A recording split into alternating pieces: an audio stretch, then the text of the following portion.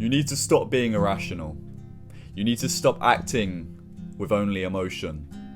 Whenever you get comforted thoughts, you act towards comfort. Whenever you get angry or you have these thoughts of anger, you act with anger. Whenever you feel sad, you act with sadness, and you let those emotions control what you do in your everyday, what you're going to do next.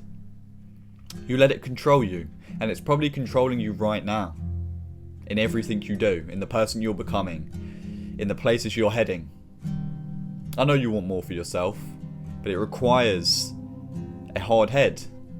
It requires someone who, no matter how they feel, pushes through anyway. No matter what they're going through, takes responsibility anyway. Okay? The only way you're going to get to where you need to go, the only way you're going to achieve what you want to achieve, is to accept that, yeah, it's going to be difficult. Yeah, you may feel these emotions, but you just need to guide the emotions towards then more action, other than letting them control you, letting them drive you away from the path you know you need to get on to, head down or to head towards the goals that you want to achieve. It's as simple as that. If you act with comfort, you're going to be led down a path of comfort. If you act with sadness, you're just going to become more sad, because you're going to let those thoughts of sadness control what you do next, and it's probably just going to lead you down a darker path. Same with anger.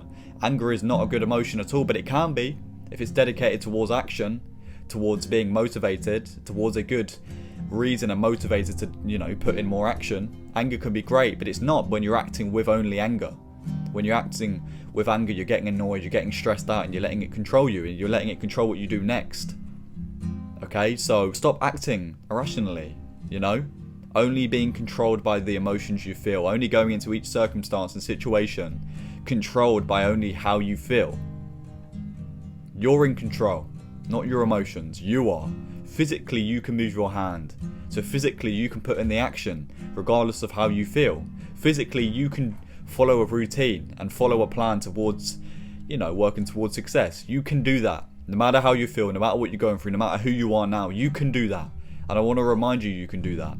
You're in control, not your emotions. You need to start acting rationally, doing what you know you should be doing to get you to where you know you need to be or where you want to be. But that requires you to just do, regardless of how you feel. If you're tired, if you feel sad, if you feel stressed out, it's doing it anyway. So remember this and understand that you can keep giving excuses, saying that, oh, well, I'm feeling sad, so I must, express it, or I'm feeling angry, so I must express it. No. And I'm not saying suppress it. I'm not saying that's the opposing option. I'm saying channel it. That's what rational people do. They channel their emotions towards more action. Not excuses.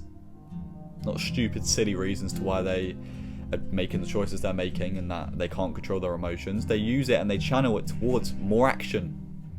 Okay? So remember this.